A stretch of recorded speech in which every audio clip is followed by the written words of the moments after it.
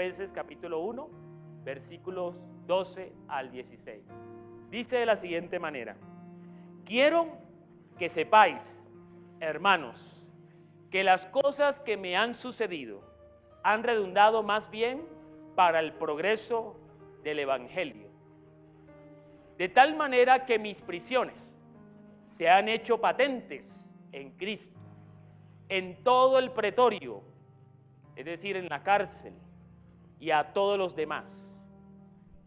Y la mayoría de los hermanos, cobrando ánimo en el Señor, con mis prisiones, se atreven mucho más ¿a qué? A hablar la palabra sin miedo, sin temor. Algunos, a la verdad, predican a Cristo. Lo hacen por envidia, por contienda, pero otros lo hacen de buena voluntad. Los unos anuncian a Cristo por contención, no sinceramente, pensando que con esto me van a amargar la vida mientras estoy preso. Estoy leyendo con paráfrasis. Pero los otros, por amor, sabiendo que estoy puesto para la defensa del Evangelio. ¿Qué pues? Que no obstante, de todas maneras, o por pretexto, los que predican a Jesús, o por verdad, los que predican a Jesús, como quiera, Cristo es anunciado. Y en esto el apóstol Pablo tiene gozo. Y me gozaré, cualquiera sea el resultado de esta situación. Versículo 19. Porque sé que por vuestra oración y la suministración del Espíritu de Jesucristo, esto resultará en mi liberación, conforme a mi anhelo y esperanza de que en nada seré avergonzado, antes bien con toda confianza, como siempre, ahora también será engrandecido o magnificado Cristo en mi cuerpo, sea por vida o sea por muerte.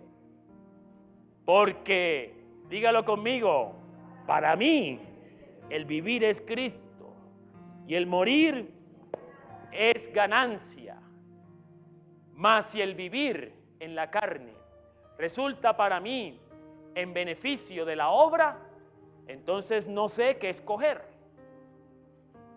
Porque de ambas cosas estoy puesto en estrecho, teniendo deseo por un lado de partir y estar con Cristo, lo cual será muchísimo mejor. Pero quedar en la carne, es decir, quedar vivo, es más necesario por causa de ustedes. Y confiado en esto, sé que quedaré, que aún permaneceré con todos ustedes para vuestro provecho y para vuestro gozo de la fe. Versículo 26. Para que abunde vuestra gloria de mí en Cristo Jesús, por mi presencia otra vez entre ustedes. Que el Señor bendiga su palabra y su espíritu nos dé entendimiento. Para mí el vivir es Cristo y el morir es ganancia. No cualquiera dice esto. Tiene que haber un convencimiento propio. Cuando uno llega al convencimiento propio de esta frase, puede venir lo que sea. No habrá miedo, no habrá angustia, no habrá ansiedad, no habrá duda, no habrá temor, sino que habrá libertad. En esta mañana quiero compartir una reflexión que he titulado de la siguiente manera: cuando la autodeterminación viene de Dios, suceden muchas cosas. De acuerdo a la psicología, la autodeterminación personal es aquella capacidad que una persona tiene de organizar su vida para crear el futuro que desea. Es una toma de conciencia del potencial que tiene una persona para cumplir cualquier meta. ¿Usted es una persona autodeterminada? Pregunta en esta mañana. Se nos ha enseñado a crecer siempre en función de lo que digan los demás. Esta frase, ¿qué van a decir los vecinos? ¿Qué dirán mis amigos? ¿Qué dirán mis amigas? ¿Qué dirá la gente cuando me vea? ¿Qué dirán aquellos cuando sepan? Esa frase es una frase constante en nuestra cultura colombiana. Si muchas veces somos muy propensos a ser esclavos de la voluntad de otros, ¿por qué no ser esclavo de Dios? ¿Por qué no vivir para agradar la voluntad de Dios? Tomar conciencia de lo que uno es y puede llegar a ser no es fácil, porque vivimos en esa cultura orientada siempre por el qué dirá la gente. Pero cuando uno es autodeterminado, no importa el qué dirán, porque uno sabe para dónde va. Y eso es la autodeterminación, de acuerdo a la psicología. Pero la pregunta es, ¿qué pasa cuando esa capacidad se agota? Cuando esa toma de conciencia no está. Porque las diferentes circunstancias de la vida nos han golpeado y nos han hecho sentir como fracasados y nos han hecho sentir que no podemos, que somos incapaces. Entonces, esa gran capacidad de la que habla la psicología ya no está. Pero otra cosa es cuando la autodeterminación no está enfocada tanto en nuestras cualidades y capacidades, sino que está enfocado tanto en la capacidad y el poder que tiene Dios sobre mi vida. Ahí la autodeterminación es diferente. Porque la fortaleza que sacó el apóstol Pablo en esa autodeterminación para decir, para mí el vivir es Cristo y el morir es ganancia, no vino de su voluntad propia, sino que vino por vivir más bien de acuerdo a la voluntad de Dios. Descubrió que su vida, cualquiera sea la circunstancia, su vida sí tenía propósito, su vida, cualquiera sea su circunstancia, su vida sí tenía una meta, y esa meta, cualquiera fuera su circunstancia, la estaba logrando gracias a la voluntad de Dios. A partir de esta frase, para mí el vivir es Cristo y el morir es ganancia, quisiera hablar sobre dos cosas que suceden cuando uno está autodeterminado en el Señor. ¿Qué quiere decir esto, autodeterminado en el Señor? O autodeterminado por la voluntad de Dios. Cuando usted deja de depender de sus propias capacidades y entiende que a pesar de sus debilidades, que a pesar de sus temores, hay alguien más grande. Hay alguien que tiene un poder superior y hay alguien que lo puede a usted bendecir, a usted lo puede sacar adelante a pesar de sus debilidades. El gran problema es el siguiente: ¿estamos autodeterminados en el Señor? ¿Qué dicen ustedes? ¿Cómo interpretamos el silencio? Que todavía están luchando. Y por eso no hay libertad. Por eso no hay libertad. Porque no estamos autodeterminados en el Señor. Mire, cuando uno está seguro que este camino me lleva a la meta correcta, y uno lo sabe, no importa cuántos tropiezos hayan en el camino, usted se levanta y ¿qué hace? Sigue. Hay dos cosas que suceden en la vida y las manifiesta el apóstol Pablo en ese texto que acabamos de leer. Sabemos que el apóstol Pablo, por hacer la voluntad de Dios, está preso, está en la cárcel. Yo me imagino al apóstol Pablo allá en la cárcel, en principio un poco amargado y diciendo, pero qué cosas, ¿no? ¿Cierto? Ahora que me volví bueno, mire dónde estoy. Como que toca en la vida ser malo para que uno le vaya bien, ¿o no? Y eso coincide con la cultura colombiana, porque uno en nuestra cultura ve que los avispados, los que le hacen el truco a la ley, están felices y campantes. Y aquellos que se portan juiciosos, para ellos el bolillo, para ellos es el peso, el castigo, la crítica, la opresión. Lo vemos desde la escuela o desde el colegio. Ese muchacho que es responsable con sus tareas, por los demás es visto como algo, no, este no. Ese muchacho que sabe para dónde va, sabe que si no estudia se friega, ¿cierto? Y sabe que en los momentos o en los fines de semana, mientras otros están en rumba, mientras otros están en parranda, en el goce, vendrá el lunes de juicio en el colegio. Y ese que se porta bien se ve como mal. Y esas son las experiencias cuando uno dice, ¿será que estoy en el camino correcto? De Pablo se estaría preguntando, pero si yo he hecho lo correcto. Una cosa es que me metieran en la cárcel por perseguir cristianos, pero en este momento a nadie persigo. Antes, por el contrario, me entrego en amor por la gente. Quiero que todos sean salvos. Quiero que todos descubran el amor de Dios. Pregunta, ¿eso es un pecado? ¿Eso es un delito? Pero al apóstol Pablo lo meten preso por eso. Y yo me imagino las luchas, y yo me imagino las frustraciones de él, diciendo, si ven, por ser bueno, miren cómo me dan garrote. Pero gracias a Dios que le pasó lo que le pasó. Porque él, cuando se sintió así, comenzó a pensar en Cristo. Y cuando comenzó a pensar en Cristo, se dio cuenta que Cristo murió por ser bueno. Y se dio cuenta que estaba compartiendo los sufrimientos de Cristo, que se estaba identificando con Cristo y que aún en el sufrimiento por la causa de Dios, Cristo estaba en él. Cristo estaba con él. Y si Cristo estaba con él, entonces estaba en victoria. Estaba en la victoria de su fe en el Señor. Cuando tú te autodeterminas en el Señor, tú estás dispuesto a hacer la voluntad de Dios.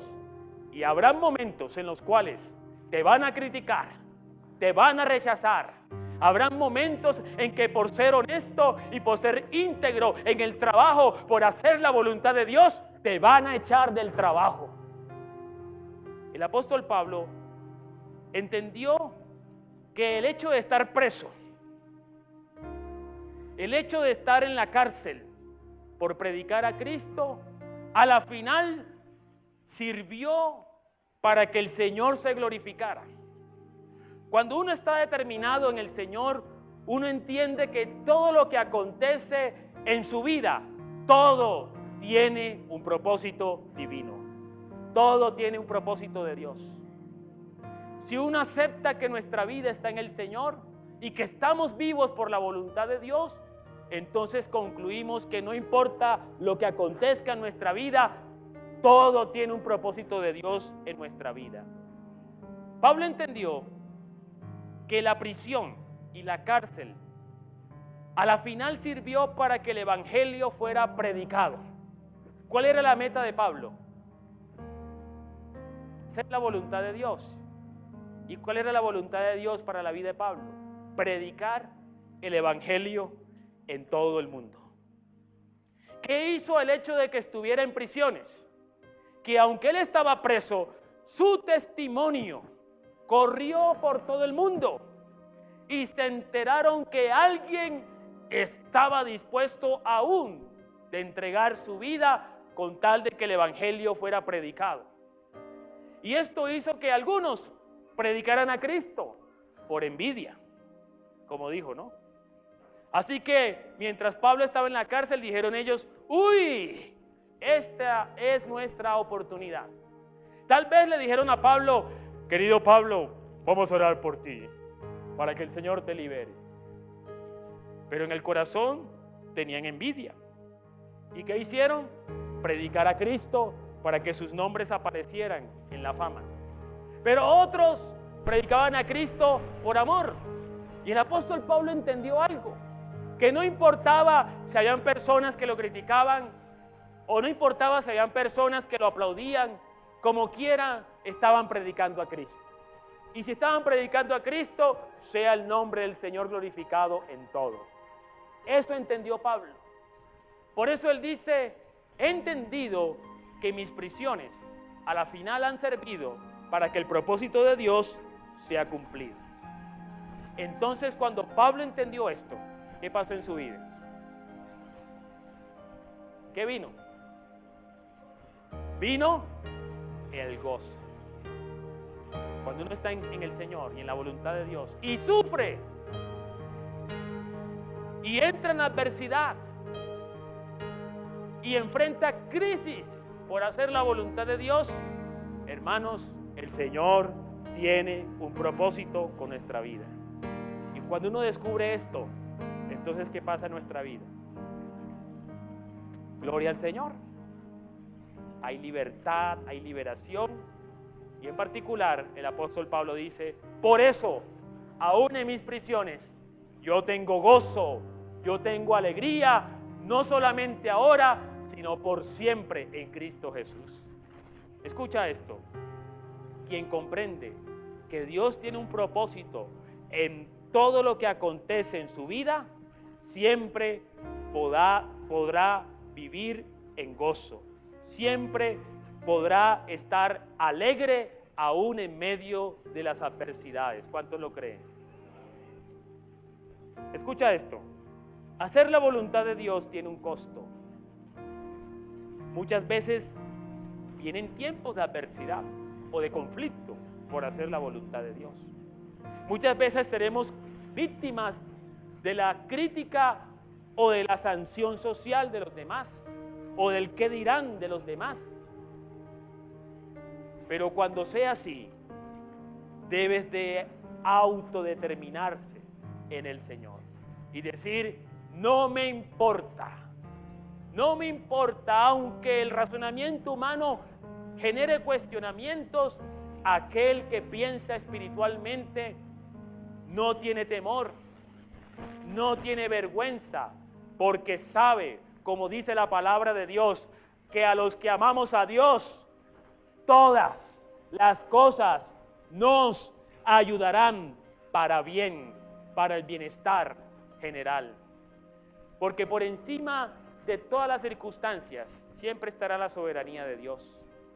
Pero no solamente eso, cuando uno se autodetermina en el Señor, nuestras creencias se transforman en convicciones. Una cosa es decir, yo creo en Dios,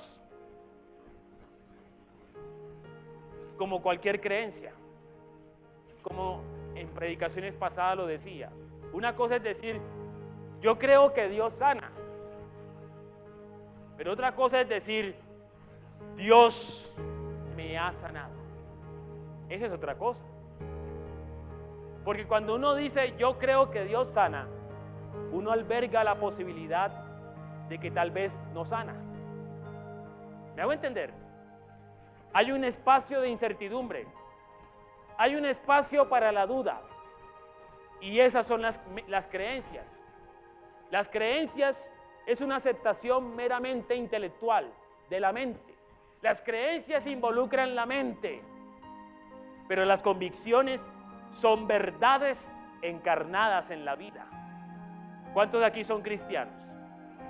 ¿Cuántos son cristianos por creencias nada más? ¿Y cuántos son cristianos por convicciones? Porque han probado la buena voluntad de Dios en sus vidas. Porque ciertamente Cristo transformó sus vidas.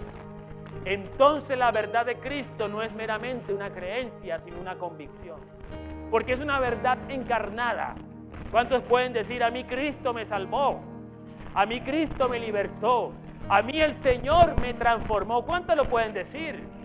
Lo pueden afirmar y pueden decir, mi vida es un testimonio de la obra de Dios. Una cosa es creer que Dios transforma, pero otra cosa es tener la convicción que Dios, quien se encuentra con Dios, siempre será transformado. Esa es una convicción. Hermanos, cuando uno se autodetermina en el Señor, nuestras creencias se transforman en convicciones de vida. Involucra la vida. El apóstol Pablo llegó a descubrir esto. Llegó a descubrir que de cualquier manera no quedará en vergüenza, porque considera que lo mayor que puede pasarle es que le quiten la vida. Y algunos creen que cuando alguien muere, cayó en derrota. ¿Y qué dijo el apóstol Pablo? No, señores, cuando uno tiene convicciones en el Señor, aún la muerte será siempre una ganancia para la gloria del Señor. Pero eso es cuando uno tiene convicción. En este sentido, tiene la certeza el apóstol Pablo que no será avergonzado en nada. Ahora, más que nada, afirma con toda confianza, como siempre, ahora también será magnificado Cristo en mi cuerpo, sea que viva o sea que muera. Hay una gran diferencia entre una creencia y una convicción. Cuando uno llega a convicciones, uno está dispuesto a poner su vida. Uno arriesga su vida. Uno compromete su vida. Como la de este hijo espiritual, que estuvo dispuesto a comprometer su empleo. Empleo, fuente de mantenimiento de la vida. Porque para poder vivir hay que comer, hay que vestir, y para poder comer y vestir hay que trabajar. Y muchas veces cuando uno pierde el empleo por causa de Cristo, pone en riesgo su vida. Pero al final, si esto es una convicción en su vida, se dará cuenta que habrá valido la pena, porque el Señor nunca dejará en vergüenza a aquellos que le siguen, a aquellos que le honran. Escucha esto. ¿Qué dijo Jesús? Yo soy la verdad. Él dijo, yo soy el camino, yo soy la verdad. Y también dijo, y yo soy la vida. Yo soy la vida. Por eso a sus discípulos les dijo, ustedes serán verdaderamente mis discípulos cuando conozcan la verdad. Y cuando conozcan la verdad, entonces serán libres. ¿Qué significa conocer la verdad? Significa tener la convicción. Tener la convicción. Como prediqué el miércoles, Jesucristo cuando dijo yo soy la verdad, Él no dijo que la verdad fuera un concepto. Eso es lo que busca la filosofía, la verdad como un concepto. Lo que busca la ciencia, la verdad como una teoría comprobada en la realidad. Pero lo que dice Cristo es que la verdad es una persona. Que la verdad está encarnada. Que la verdad tiene vida en sí misma. Él dijo, yo soy el camino, la verdad y la vida. Jesucristo es la verdad. Y quien encarna esta verdad también tiene la vida de Cristo. Podemos afirmar lo que dijo el apóstol Pablo, que ni lo alto, ni lo bajo, ni la muerte, ni la vida, ni ángeles, ni principados, ni potestades, ni lo presente, ni lo porvenir, ni lo alto, ni lo profundo, ni ninguna otra cosa creada me podrá separar del amor en Dios que es en Cristo Jesús, Señor nuestro. Eso es convicción. ¿Tienes convicciones en el Señor? Cuando uno está autodeterminado en el Señor, ninguna situación nos podrá mover. Antes, por el contrario, cualquier situación adversa nos afirmará más en el amor a Dios. Nadie te podrá separar del amor del Señor. Nadie. Cuando Jesucristo es una convicción en tu vida. Pongámonos en pie en esta mañana. Vamos a orar por la palabra.